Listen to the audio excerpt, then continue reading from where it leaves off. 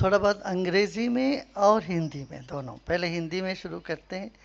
देखिए, मध्यस्थता कैसा है? जैसे एक सेतु। सेतु दो छोर जब खाई पड़ जाती है और दोनों छोर पर सेतु का पांव होना चाहिए, तभी तो सेतु बनेगी। इसका मतलब यह है खाइयों को खत्म करना। जीवन में भेद आ जाता है, इन भेदों को मिटाने के लिए बहुत आवश्यक है हमें मध्यस्थ का भूमिका। तो मध्यस्थ करते हैं वो कैसे होनी चाहिए? वो एकदम तटस्थ होना चाहिए, न्यूट्रल जिसको कहते हैं, न्यूट्रल होना चाहिए और समता में होनी चाहिए, समदृष्टि। जो भगवान बुद्ध ने भी कहा है, भगवान श्री कृष्ण ने भी कहा है कि समत्वम योग उच्चते, वो समत्व रहना चाहिए, तभी वो योग्यता आती है जो दोनों पक्षों को साथ लेने का। भगवत गीता भी जब गीता का उपदेश देना था तब अर्जुन क्या कहते हैं, दोनों सेनाओं के बीच में भगवान कृष्ण तुम अपना रथ को खड़ा कर दो। दोनों सेनाओं के बीच में खड़े होते हैं तो दोनों पक्ष का क्या बल है, इनका क्या कमजोरी है, ये दिख जाता है। तो गीता का उगम ही मध्यस्थता में ही आया। वैसे तो भगवान कृष्ण कई बार गए मध्यस्थ करने, मगर हर बार में विफल हुए, तो भी करना बहुत आवश्यक है समझा उन्होंने।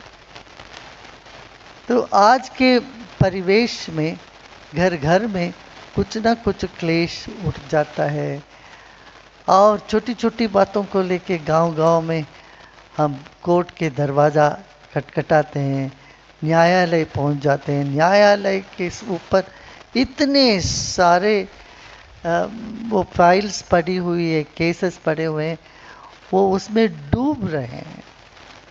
10-10 साल हो जाता है, 20-20 साल हो जाता है, न्याय नहीं मिलता। अंग्रेजी में कहते हैं justice delayed is justice denied.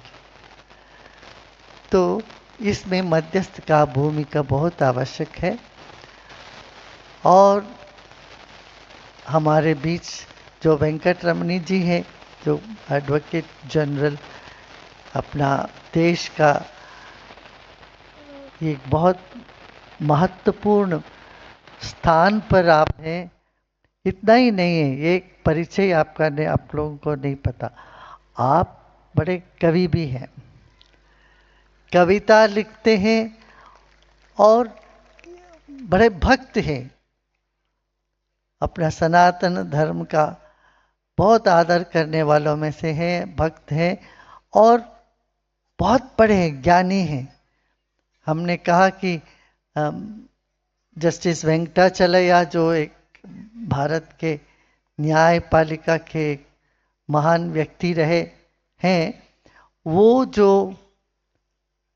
वो अपना 80 साल उम्र में भी वो अध्ययन करते थे। ऐसे ही एक दूसरा व्यक्तित्व हमको मिला तो वेंकटरामन जी। आप अपना अध्ययन से कभी नहीं चूकते, सुबह उठ के लिखना शुरू कर देते।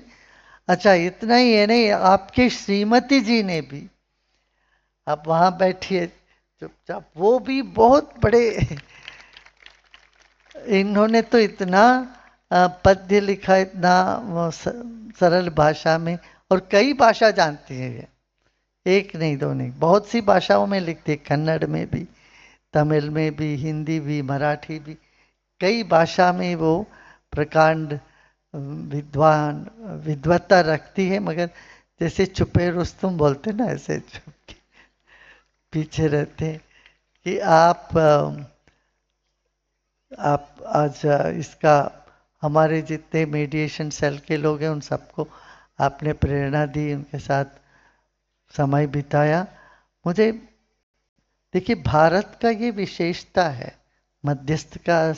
मध्यस्थ से ही बहुत सारी चीज़ें हम सुलझा सकते हैं. You know, the deep divide between parties need to be bridged, and that is what mediation does. And in mediation, for mediation to happen, the mediator must have foot on both sides. Means like a bridge. A bridge cannot have its foot on one side and say, I'll take you across, I will bridge the gap. The gap can never be bridged but one side.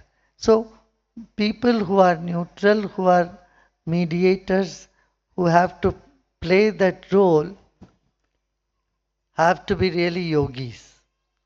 You should have the spiritual depth, and you need to have patience to listen to the parties, both the parties, impartially, and give judgment and bring about the mediation impartially and what is best for everybody.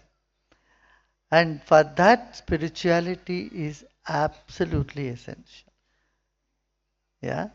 So, and today we are happy to have this mediation cell being inaugurated.